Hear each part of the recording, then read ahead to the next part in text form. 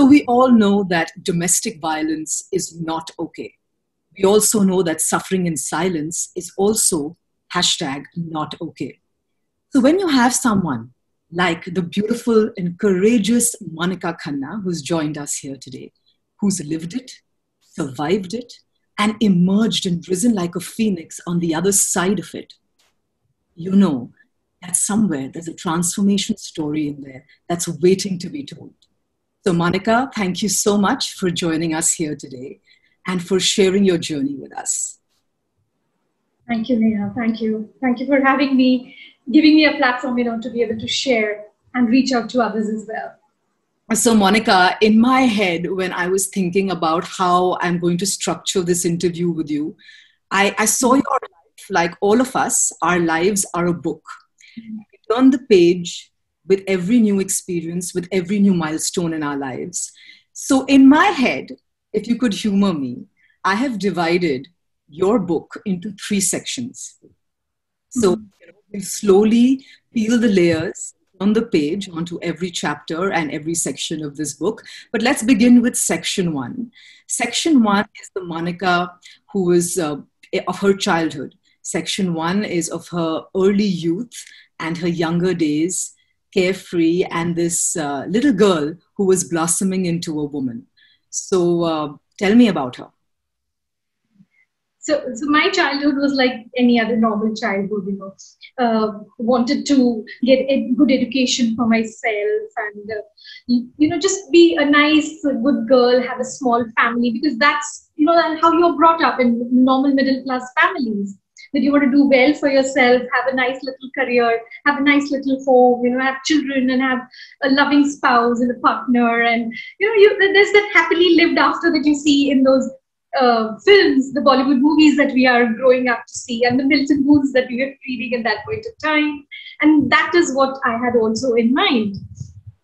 And with that is the same thought that I entered college as well. So the first year flew by, with the thought of the boys hovering around you and proposing you, and you being in your own element, and you deciding, I need to do the next this thing. So I'm planning for my masters, and how you really want to do. So where was all of this? Were you in Delhi, in Gujarat? No, I was born and brought up in Ahmedabad. And my dad was into the textile industry. So he kept moving from place to place. And my mother, just because she wanted to give me a very stable and a good education, she stayed back into the city while my father moved around into the rural areas, wherever the factory units were. So I stayed with my mom and my sister, and we met my father during holidays. So what were your dreams like? Just one big one, to have a lovely family set, because my father was absent. As I said, he was mostly moving around. I had that male element missing into my life, that male figure not being there. And I was very hopeful and confident, that when I would get married, I would have a very strong relationship with my spouse and with my partner, and, build that companionship very strongly. But of course, at the same point of time, I had dreams of building my career as well. So I had always assumed that my partner would be supportive of the career, whatever I would choose. And college was also in Ahmedabad? Correct. So the first year was in Ahmedabad. That's when I started my college. In the second half of the second year, this proposal came in, and within a matter of 3 months, I just got married and was packed away to another city. So how old would you have been then? 19. So second year, just been there. It's pretty young, and it wasn't planned. It just came through, and within a matter of 3 months, from a young girl, I was a married woman into a big family. So what did you like about this man who, went on to become your husband when you first met him? Honestly, it happened so fast, that I didn't have time much to think about it. My family was going through a little crisis because my sister had come back home, say about 2 years ago. and we were dealing with that. That was unheard of, in our family those days. And when this proposal came in, the thought, that through relatives, the thought was, that this is a very good proposal. You shouldn't leave it. It's a nice house. It's a nice affluent family. So you should just take off your burden, and let the child go, so that you don't have any more troubles with the girls. That was the thought. And when I saw my parents struggling with it, I had just one question, to ask, and to my future in-laws as well, that would you let me study? Would you let me complete my education? Because that's my dream. I had a nice table, the study table where I had written down, on the nameplate, Monika Gandhi, MBA, and she's the CEO. So that was my dream that I was following, and I wanted that very passionately. So that was my only ask, because it would have followed by a family, of course, which is what I wanted. So, and they reassured that yes, you would study. So I had nothing more to ask.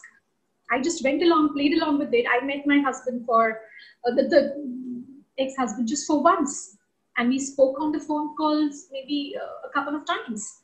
But I couldn't gather much out of it because it was too lovey-dovey, too happening.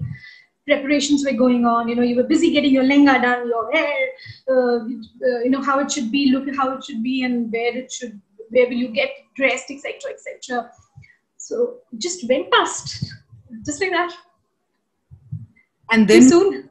Yes, and then we come to section 2 of your life, which is about pretty much probably something that would take up 3/4, or if not maybe half of, the book of Monika Khanna, which was about marriage and domestic violence and losing yourself in this journey. So suddenly, from that chubby little girl who had so many dreams, I was thrust into a family role, and I was the typical bahu there, and you were expected to behave like one, the dignified one, who would take care of the elders, but would also be a typical wife and be a loving one to the youngsters, etc. So, and you had the family responsibility of holding your own family values as well, the house that you came from, your parental house. So you were bringing those values too. But right from day one, things didn't go very well. There was a miss, and I would put it as an insecurity between my partner and myself, and that stemmed from the very fact, that he was not as educated, and he somewhere felt threatened with my presence, and we had various disagreements, so to say. I wouldn't label them as arguments because I was still in the phase of settling in, so I would not retaliate back. But there were disagreements and very strong opinions around certain areas, and I was still settling in onto it. So it took me a couple of years to do that, but by then, the things were wrong right from day one. And by the first year itself, it was bad. And I was already pregnant with my first child, right in the very first year. This was also in Ahmedabad, or did you relocate cities? No, this was in a different city. It was in the east of India. So I moved cities. And what happened to your education at that point? So as I said, the disagreements were there right from day one. And I slowly realized that the household that I was married into was not very supportive of my getting educated further. And, it was assumed that I would go back to my studies, and I would need to go back to my parental house because that is where I was getting educated to finish a part of my studies. But it wouldn't happen so. There were disagreements with my husband along with it, around those lines. And it was more of a mental pressure onto me that, you cannot do this at this point of time. You cannot be away for so long because the distance is there. And you can do something here later on, perhaps, if you want to. But if I hadn't completed one part of the education, leaving it behind, I could not have moved into any other university. I had to do it. And when I did stress it further, it created a rift. It was a stern no kinds from my husband. And I had no choice but to do it on the sly, since I was not getting that support. I had the opportunity of going to my mother's house once. in the midst and I went to the university, I spoke to my professors and I expressed that since I had been such a student, I was studying on scholarship.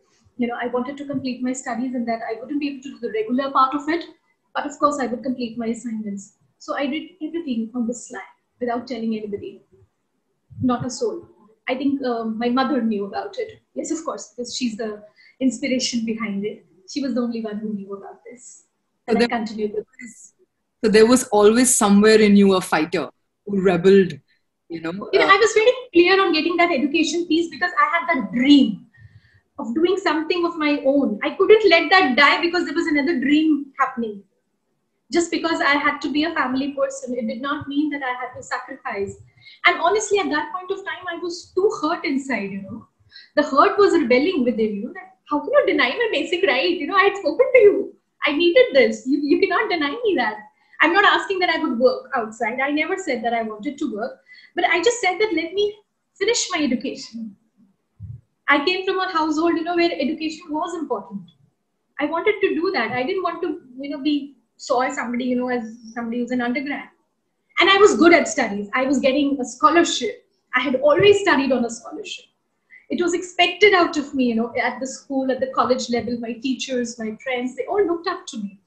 I would have destroyed myself completely had this not happened, this piece, had I not fought for it or stood up for it. It was a very difficult choice. And, finishing your education on the sly is very, very difficult. How do you study? You're prepping up for your exams. How do you get the material? When do you do that? It was really difficult for me too. And the appearance for exams was the worst part of it. So when did the violence begin? The violence began, I think, right after about 6 months. It was subtle. It used to come in the form of mental harassment, smaller pieces of it. If you said no, it was not taken as a no. It was crossing of the boundaries. And at first I started making adjustments, thinking, this will just, it's part of it. It's okay. There are too many things happening. And as I said, I was already pregnant. So that was a new shock to me. I did not know how to deal with it. You're still not finished your studies. You're just married and now you have a child. You will be a mother. So there were too many emotions going on within and I was very scattered. I didn't know how to react. There was a phase where I was completely dazed. And since I didn't have many friends around and I was not allowed that space, I didn't know who to reach out to. I was still the new bahu of the house and I was dealing with it and I was dealing with my own insecurities. My own body was changing. There was so much happening and I had nobody else to talk to. Which is why I think I also started closing down on myself. And when I tried to broach it up with my partner, there was just no way. He wouldn't accept it at all. And I saw glimpses of him, which were very closed. He was not very social. He had his own very strong opinions about certain things. We did not go out. There was just no me time between the two of us. It was constantly either looking after the family or looking after his needs. There was no bonding between us. I didn't understand how, whether this is how marriages are made or how to proceed with it. I was completely lost. Slowly and gradually, I saw him, increase with his alcohol, and I saw him, not going to work. I saw him getting into gambling bits. I saw him selling off parts of the business to meet his requirements. I saw him moving around with female friends, so to say, and I was getting cut out of the very circle. His drinking began and I could see, that he had two phases to his life. There was one, when he was a little sober, and the other one was when he was drunk. And when he was drunk, it was just unreasonable to talk to him at all at any point of time. And it escalated at every point of time. So I had to face infidelity. I had to face gaslighting. I had to face abuse. I had to face mental torture. It also began, physically, because when you're going through all this, you physically kind to, cut off yourself. You don't want to interact with that person, who's going through so much during the day with you. So you cannot have that intimacy. And when I did that, it didn't go well either. And I was made to feel that there's something wrong with you. Basically, you're very frigid, you're very cold. And actually, I wasn't that. I started doubting myself, I started doubting my body. And then gradually, as the years passed by, I thought, things will go okay, they'll be fine. But it just increased at another level. And during this time, I was still living with in that in-laws set of family, and everybody started knowing this, and the violence went to a level, where for the want of money, he would hit his parents, he would hit his father, and that was very shocking for me. That was really very shocking. I mean, the abuse on the wife is something which I had heard of, you'd read in the newspapers or something, but that happening to a parent was something I had never ever thought of in my wildest dreams or even read somewhere. So, So I had a time coping with it. Monika, how long were you married for? It took me 14 years to get out of that place. 14 years. Why do people, and I mean, I've heard a lot of stories in the vein of people really staying in abusive relationships for, extended periods of time. So in your experience, why is that the case? Why do people stay for so long? See, there are various factors contributing to it. One is that, first and foremost, is that you need to have a support system. You need to have somebody that you can talk to. Either it should be your parental, and I think that's a very vital thing. When I spoke to my parents, and not immediately, I think after a few years, when it really went out of hand, I did tell my father, that this is happening over a phone call, and that I'm being denied my basic rights to come and meet you as well, and he's been beating up me back in blue, and I'm not able to meet ends, etc. There was complete lack of support from their side. There was like, go on for some more time, it will just happen, theek ho jayega, maybe tomorrow is a better day. Or when I really, took it to that level, he did come down, my father did come down, but nothing really happened. He just spoke to them and he went back again. So there was that complete lack of support. Second is that you really don't want a broken marriage. Nobody wants it. As a female, when you enter into matrimony, you don't enter with that set of mindset, that I will want a broken house. You really don't want it. You're not brought up with it. That's a culture-driven thing for us, right? You're not taught that there will ever be a breakup. So that was not okay. And I also kept feeling, that, okay, I'll keep trying different areas. I was too young. He was too young. So I thought perhaps, maybe let me just try something different. Maybe something is wrong with myself. I started doubting myself as well at certain points of time, that perhaps I am not doing the right thing because I was told that way. It was implied, that you were not doing certain things right. That's what they do, to keep that power onto you. It was that. Then there was that independence, that financial independence has to be there. I was doing various jobs, but it was not sufficient to feed my two children. Correct? I wasn't that confident that if I stepped out tomorrow, I would be able to financially look after myself. So that was another factor. So, and then the emotional piece of it, that he was the only man in my life at that point of time. I hadn't had any boyfriends earlier. He was the only figure that I knew, and to love as a companion, as a partner.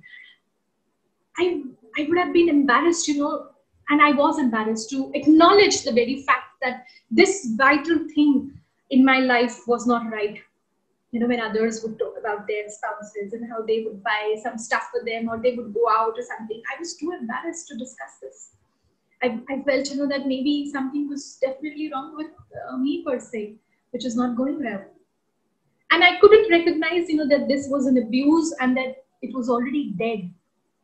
It took me a lot of time to understand that there was only so much that I could do. I felt responsible for his parents, as I said that I saw the father getting beaten up. I saw the mother getting hit, for the want of money, and people and the relatives would not intervene. So I felt very responsible for them. I felt they were my parents. I had to look after them. I had to look after the set of family. It was my responsibility if my spouse was not doing it. That weighed very heavy. So there were not many factors into it, which took a toll, and which took me a long time to come out of it and say, this is it. This is the only thing that I can do and nothing beyond it. In fact, what drove me to do it was the very fact that it came on to my children. Into all this scenario, when my son was growing up, I saw him, looking at all this. And there was a time when he saw me being beaten in the night, and he picked up a rod lying, in the house, and he threatened his father that if you don't leave my mother, I will hit you. That left a very deep impact on me. And I felt that if that had happened, the child would have been ruined. Yeah, it's traumatic for a child to pick up a rod and tell to his father that if you dare touch a finger, to my mother, I will kill you. And I decided I wanted to send my child to a boarding school away from all this. I again fought for it. Nobody would allow me to do it, but I was very adamant on it. I put him to a boarding school. I still had a young child, another female child to look after, my daughter. And somewhere I felt, that he was using her to get back to me on certain areas. And that was the time when I hit the roof. And I decided that that was it.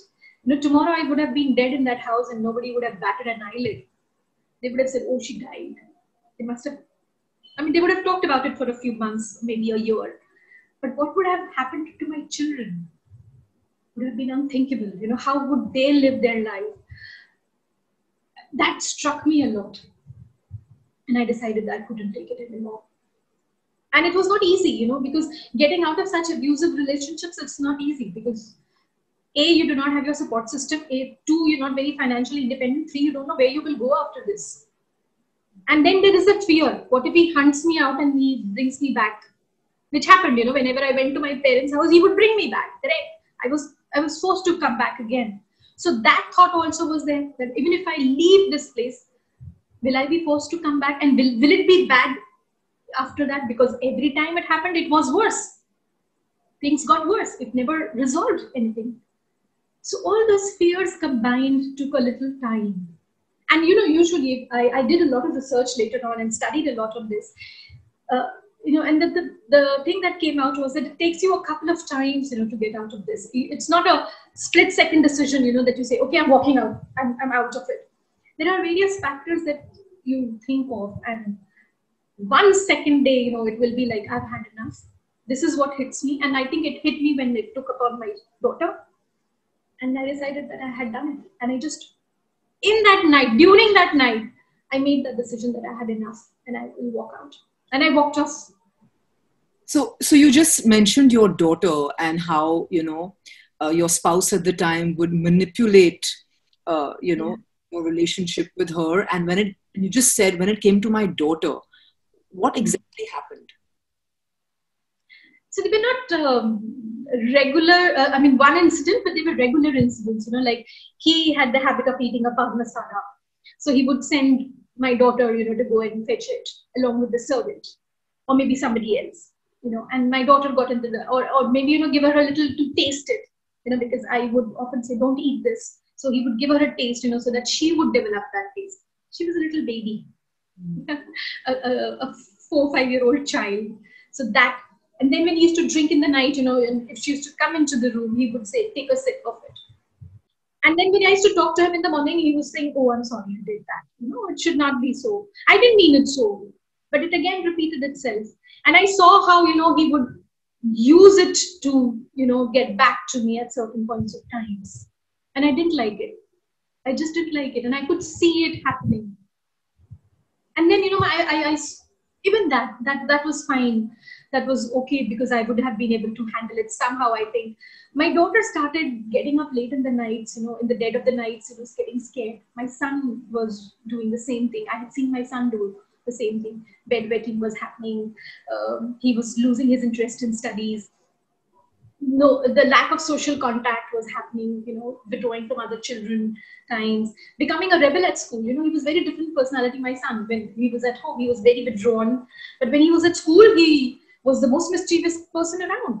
So I could see those symptoms happening. And I could see that in my daughter as well.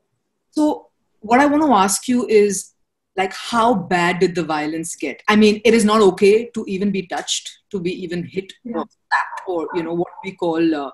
My dog is barking outside, and he seems to agree with this line of thought. He's making his presence felt. Right. What is the worst thing that happened, just to kind of get a sense of what your world was like at the time a bit more?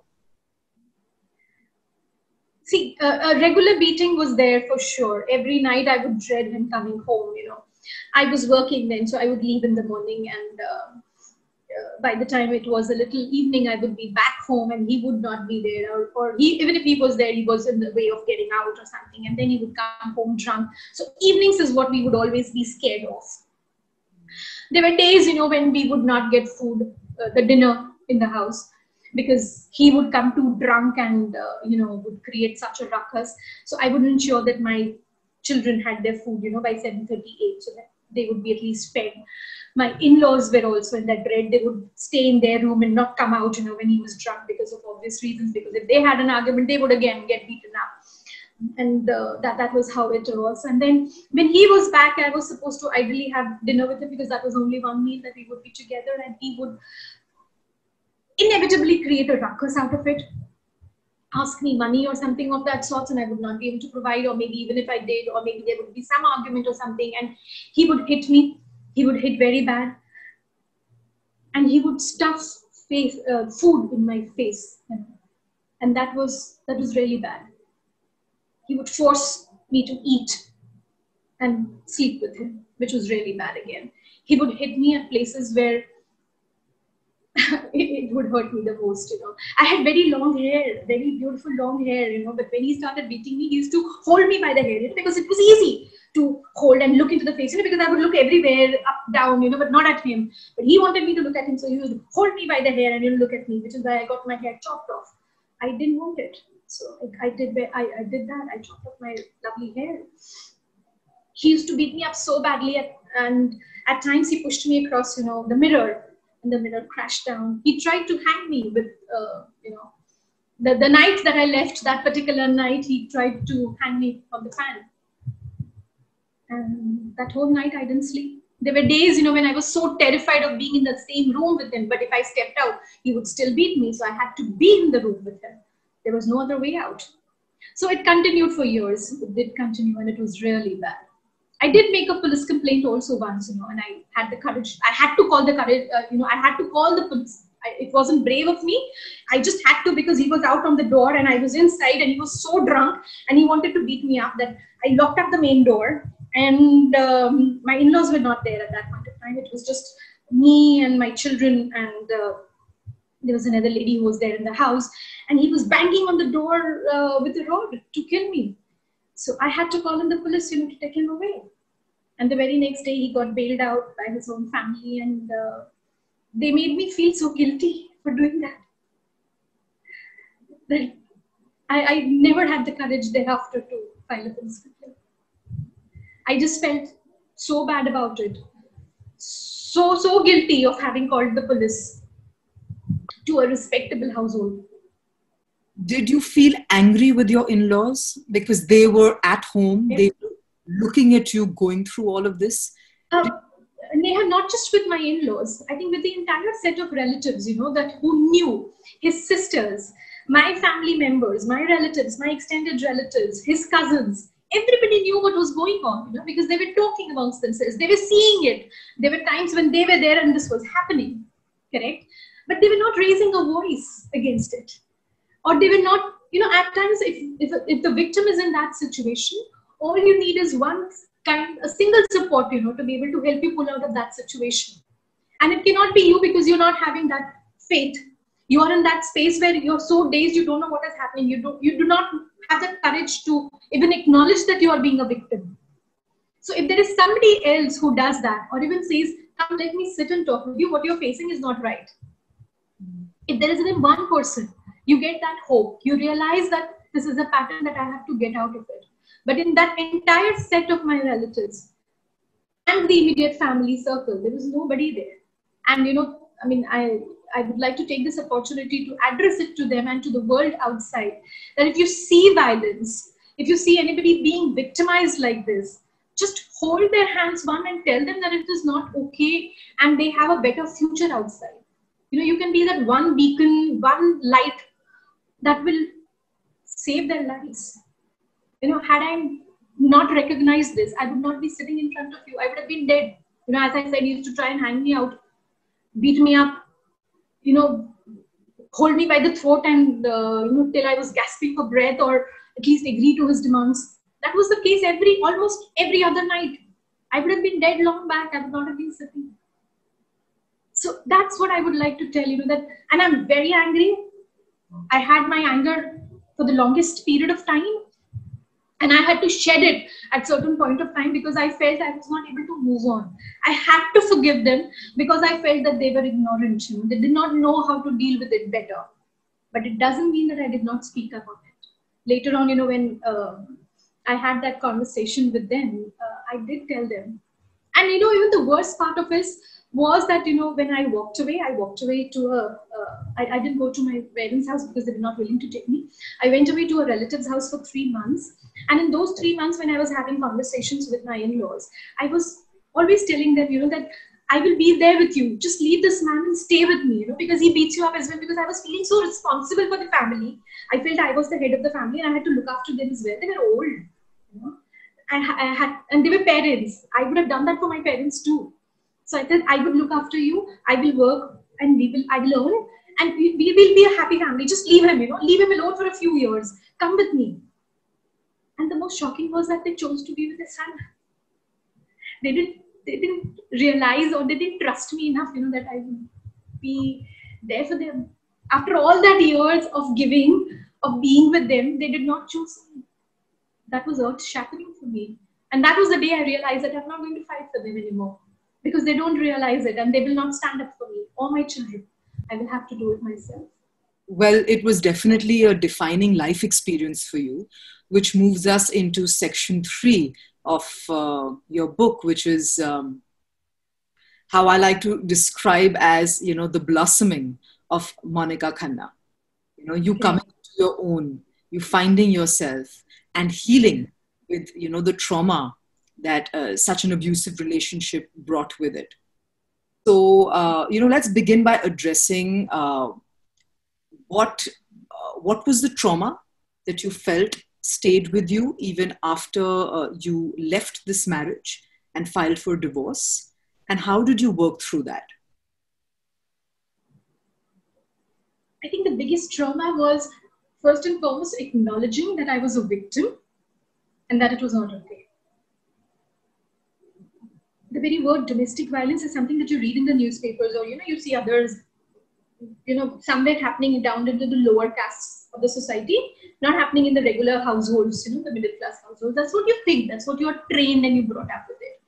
So the first step is just to acknowledge that yes, you are being in that space and you need to get out of this. So then what are the second thoughts about it?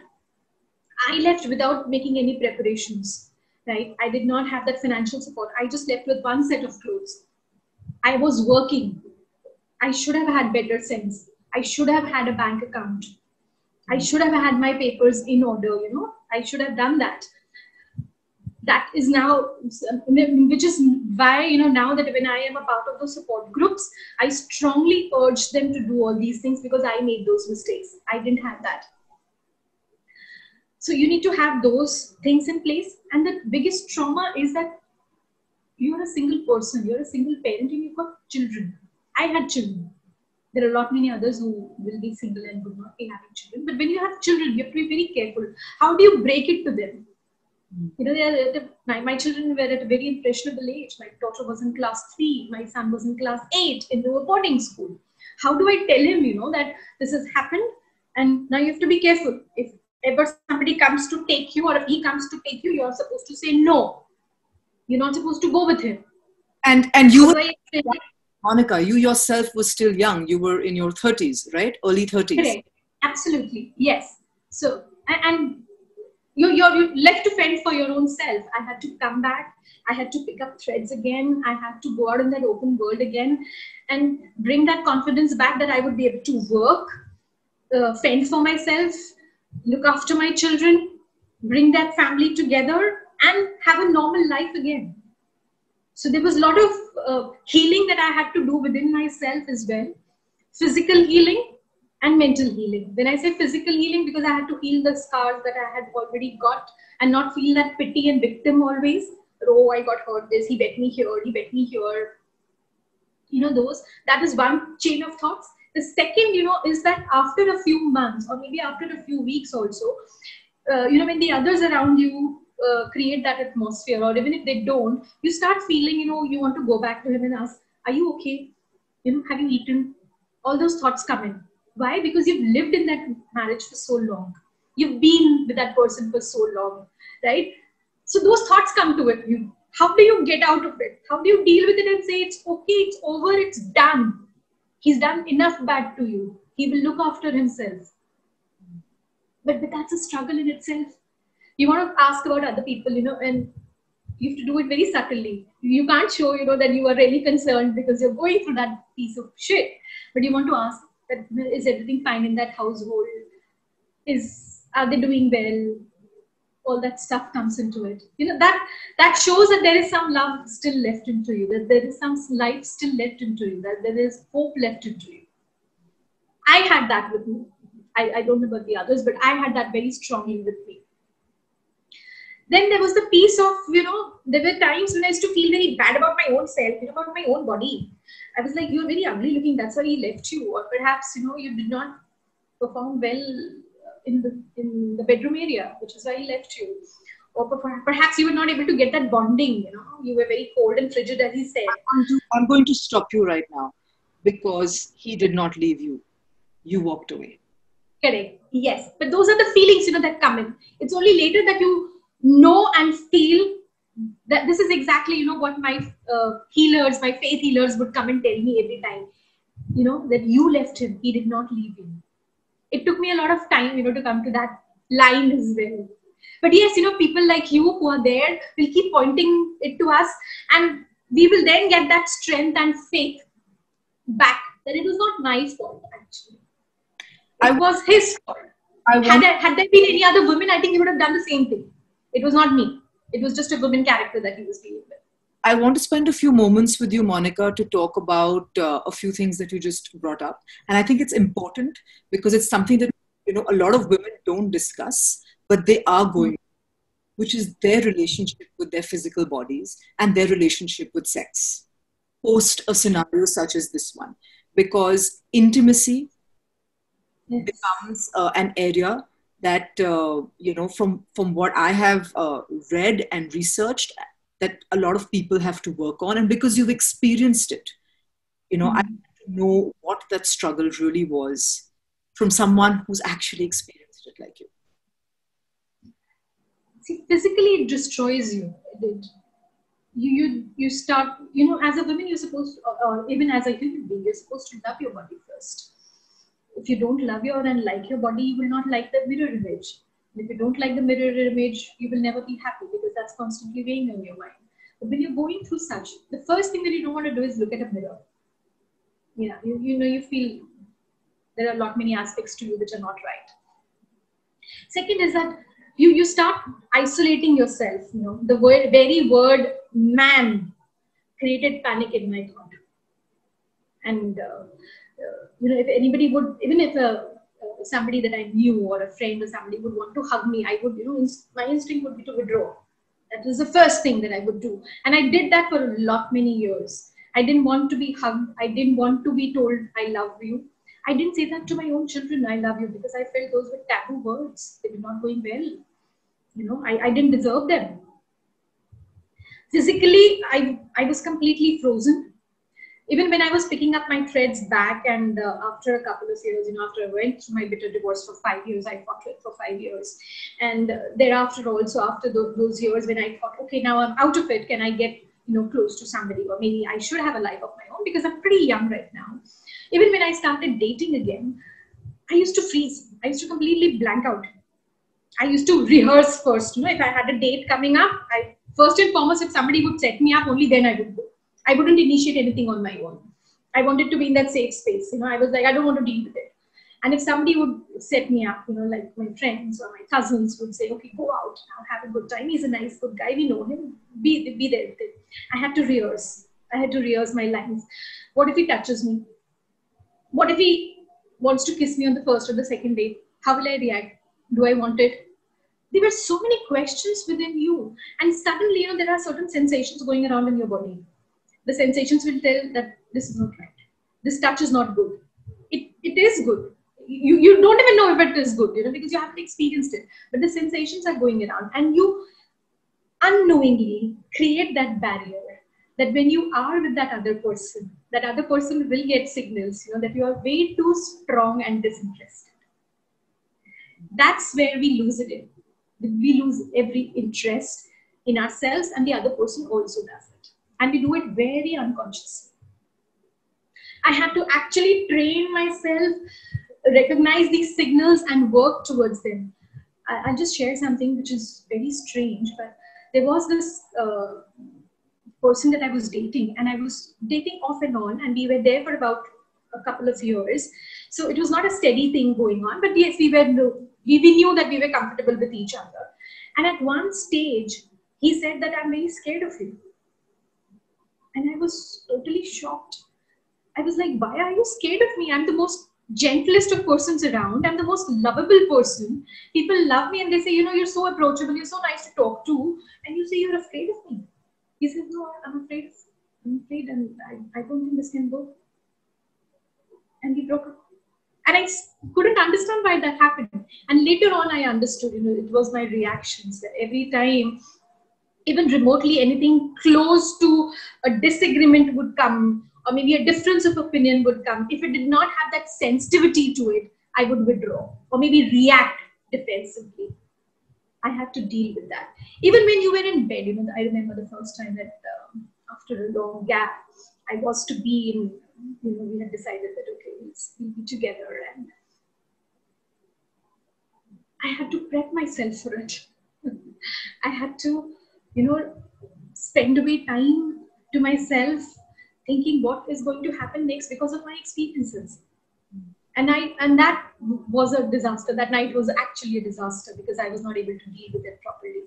Those thoughts of previous things kept coming back, which is why I feel, when you're stepping into such relationships, it is always good to have a chat, know the other person, tell the other person where you're coming from, so that that person can be a little more gentler with you and be more sensitive to your feelings. And it needs to build up. It cannot just be on the, like very third or fourth date and you say, okay, I'm going to be sleeping around with this guy. It has to build up because there is a lot of emotional baggage that you're carrying along with yourself. And before that, long before that, you have to learn to accept your body and learn to forgive yourself for those reactions and traits and behavior that you picked up when you were being on the defensive. You have to let go of that as well. You have to forgive yourself and say, it's fine, I did that because at that point it was needed. Today it is not needed. So you have to learn that as well. That forgiveness is very important for your own self. And it takes a little time. And if you have a support system or if you have somebody to talk to about it, a girlfriend or somebody, that really helps. I would strongly urge, women in that category that I have been and facing the same thing is that have a tribe of your own, talk to the same set of people who have been through it, because with their experiences, you can relate to yourself and you would understand that it is okay. It happens with everybody and you're able to deal with it. Eventually, you're able to deal with it. It's just at that point of time, it feels very big and huge. But it's part of you because, as a woman, you're very loving. You're made that way. You're made for forgiveness. Your body is also like that. It's just that you are holding yourself back. When you want to give it, you can give it very beautifully, even on the rebound. So, Monika, there's this concept of joining the dots, right? When you reflect back in life, the dots come together and it makes sense why certain experiences happen to you, or maybe what you learned from that. Where I'm going with this is that today you are a resilience manager with, a top global MNC, which is here in Delhi.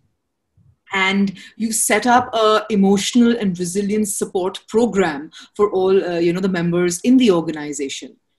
somewhere, I'm sure inside you, it's all this experience that has helped you build your own emotional and mental resilience that is allowing you to contribute in a much bigger way today. Correct. Yes, I feel that I would want to move in that direction, which is why I had my formal education into that field of understanding human behavior, and I'm still undergoing onto it. And I really want to work in that field and work as a support system for all the people out there. And I would not differentiate between a man and a woman. I was a victim of domestic violence and abuse, but there are men as well who are in that same strata and same fear sphere. I would say recognize when there is a way, recognize when you feel that the relationship is dead and that you can no longer pull it. That's it. There is a set pattern towards it, and you will be able to recognize. Everybody does it. You have those instincts. Trust your instincts. If you feel that there is only so much that you can do for it, do it, but then call it a quits. Move on with your life. You owe it to yourself. Do not put yourself last on the priority list. I think you should be the first on the priority list, because then there are children also involved into it. Create that support system that you have, extend it out to the others, be in that forum, where you have other people also being in that, which is why I'm pushing that forum now. I have created the support groups, and I'm associated with various other support groups as well, so that I can push that message across to people that it's fine if you've been there. Now it's time to get out, recognize it, get out, have a life of your own and live it. I have been through it. I know you can survive. If I have survived, you can survive it too. It's not a big deal. It's just recognizing, moving in the right direction, taking the right steps. And it takes time. It does not happen overnight. So you have to give yourself a lot of time, space, and healing happens. You have to understand that. When we forget this at many stages in life, is that you have to teach love. You have to be aware of love. You cannot let that die within you. You had a bad experience, life had been shit, then yes, I understand. But don't let that experience come into your present life. You have to forgive that past and be into that present. And you have to help your children also do that. I had to actually work on that piece as well, because I had children coming from a very scarred family background, to help them heal so that they don't make the same mistakes as they had seen, because subconsciously you pick them up. It's very easy to do it. You pick them up. Then how is it that you get into another fruitful relationships? I have always done that with my children. I've got 3. My niece is also being brought up by me, so it's a set of 3 children. And I've always been very open to them about this, that, a home is a safe haven for you to come back. You can always bring anything and everything here. We'll discuss it. We'll sort it out together. That's one, which is very vital. All parents should do that. Second is that you should be open to loving. Just 1 or 2 bad experiences cannot decide your life forever. You have to be giving. You have to let go and forgive. If the others have done certain things, and I'm not talking of the abusive spouse that I had, that was unforgivable, and I still haven't forgiven him. And I cannot forgive him. I will not do it. That's very standard. But there were the others associated with him, the relatives, the immediate extended family associated, who were seeing and witnessing all this. To them, I have forgiven them because they did not know a way out of this. But today I would campaign, for them, and lead that campaign and tell them that recognize this. If you see somebody into it, go out and just help. You might save somebody. Do that. And forgive them as well. Today, I have forgiven them. I have a fabulous relationship now with my sister-in-law. After years, when we did get together, she said that I'm sorry I couldn't stand up for you at that point of time, but I feel you. I feel what you have done, and I feel that had you not taken that step, your children would not have been in that space. You would not have achieved so much in life. So that was a lesson well needed. And today she's there with me, and I've forgiven her for it because she did not know how to react then. But then today she's better equipped, and I would tell her this, and I say this to her often, that if you can help others like me or recognize those symptoms, please do that. Bring it out, voice it out. That's very vital. And keep the love flowing. Do not let it die. There is hope, there is love, and life is beautiful. It will come to you. So do not kill yourself over it. Do not be so hard with yourself that you cannot build that again. Forgive yourself as well for those times that you were not able to stand up for yourself. Thank you. Thank you so much, Monika. I think the story that you've shared with us your own journey that you've shared with us is going to hopefully, even if it makes a difference to one life out there, if it helps one life, look at Absolutely. their problems, and if they are victims of domestic violence, look at it, from a different way. Today, you've given those women hope, So from that point of view, thank you so much. And Thank you so much, Neha. may you continue Thank you. your journey of transformation and Absolutely. Yes. And I look forward to others joining in. And I look forward to speaking more to them as well. So, in case there are people like this who would need some help or need to understand or just chat away, I would say, please, I'm here. Monica is here for you. Thank you. Thank you, Neha.